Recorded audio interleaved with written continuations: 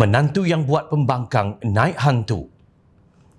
Kelihatannya ketika ini perkataan menantu menjadi sangat sensitif untuk disebut oleh sesiapa. Perkataan menantu boleh menjadikan para pembangkang naik hantu, terutamanya pengerusi Perikatan Nasional PN. Dewan Rakyat kecoh seketika semalam susulan Ku Pau Tiong, Pakatan Harapan Kota Melaka mencelah perbahasan Tan Sri Mahyadin Mat Yassin Perikatan Nasional PAGO dengan membangkitkan kes menantunya Muhammad Adlan Berhan yang kini menjadi buruan Suruhanjaya Pencegahan Rasuah Malaysia SPRM. Ketika Mahyadin membahaskan rang Undang-Undang Perbekalan 2024 dan sedang membangkitkan isu kenaikan harga beras, Ku mencelah dan menyoal Presiden Bersatu itu berhubung keputusan kerajaan membenarkan konsesi padi beras nasional berhad bernas selama 10 tahun bermula 11 Januari 2021 sehingga 10 Januari 2031 ketika dia menjadi Perdana Menteri.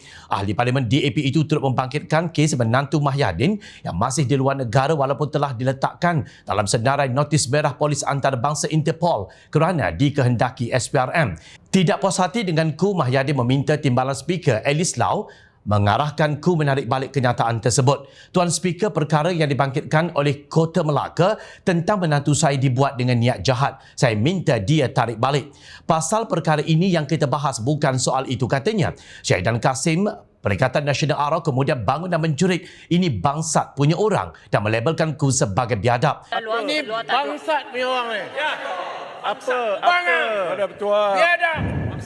Suasana terus hangat dengan Sanis Vara Netaji Raya. PH Jelutong meminta supaya Syahidan diarahkan menarik balik cercaannya terhadap Ku. Saya menggunakan peraturan Dewan 36/4 bahasa kurang sopan dan biadab. Saya minta arau Syahidan tarik perkataan bangsat yang dihalakan terhadap Kota Melaka, katanya. Namun Syahidan tetap mempertahankan bahawa beliau tidak menunjukkan perkataan itu kepada sesiapa. Saya tidak tujukan kepada sesiapa. Saya hanya lepas geram terhadap Kota Melaka, kata Syahidan. Lau kemudian mengarahkan Ku supaya menarik balik perkataan yang dilemparkan terhadap Mahyadin. Bagaimanapun, Ku enggan berbuat demikian. Sebaliknya cuba memberikan penjelasan. Ini dihangatkan lagi apabila Awang Salahuddin Hashim, PN Pendang, menasihatkan Ku supaya jangan ikut perangai Zionis. Kedua-dua pihak mula bertikam lidah semula. Anak menantu tak ada kaitan. Fatwa sudah dibuat. Ya. Itu telah melanggar arahan. Jangan ikut perangai Zionis Kota Melaka. Walaupun berkali-kali meminta Ku menarik balik, wakil rakyat DAP itu enggan berbuat demikian sehingga memaksa Lau mengarahkannya supaya meninggalkan Dewan dan hanya dibenarkan masuk semula selepas waktu rehat. Kenapa perkataan menantu sangat sensitif pada waktu ini? Jawapannya mudah. Menantu Mahyadin kini sah diletakkan dalam notis merah Interpol atau polis antarabangsa untuk ditangkap dan dibawa balik ke Malaysia. Ini bermakna Muhammad Adlan Berhan sekarang adalah orang buruan pihak berkuasa di peringkat antarabangsa dan dicari di seluruh dunia. Turut bersama diburu Interpol ialah seorang peguam, Mansur Saad. Kedua mereka dikehendaki SPRM untuk disiasat berkaitan dakwaan rasuah berhubung projek melibatkan pendaftaran dan penyimpanan maklumat biometrik untuk pekerja asing. Muhammad Adlan sebelum ini melalui peguamnya mengeluarkan kenyataan kononnya beliau menjadi sasaran secara tidak sah oleh SPRM yang menyebabkannya menderita dan berada di ambang kehancuran daripada segi keuangan. Beliau juga mendakwa akaun bank baik peribadi maupun yang dikaitkan dengan syarikatnya telah dibekukan tanpa notis. Manakala bagi Mansur pula, beliau kononnya mendakwa menjadi mangsa penganiayaan politik.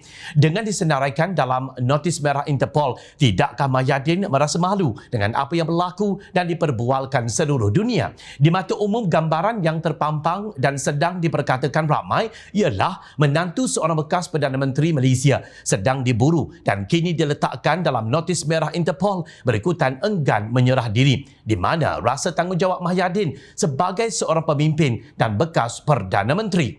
Jika tidak boleh meminta menantunya untuk menyerah diri, beliau tentunya boleh meminta anak perempuannya iaitu isteri Muhammad Adlan untuk memujuk suaminya agar segera kembali dan menyerah diri kepada SPRM. Lagipun berapa lama mahu melarikan diri dan bersembunyi? Kenapa Mahyadin tidak melakukannya? Terpenting sekali macam mana nak jadi Perdana Menteri semula jika perkara penting seperti ini pun iaitu memastikan menantu beliau sendiri mematuhi undang-undang gagal untuk beliau lakukan.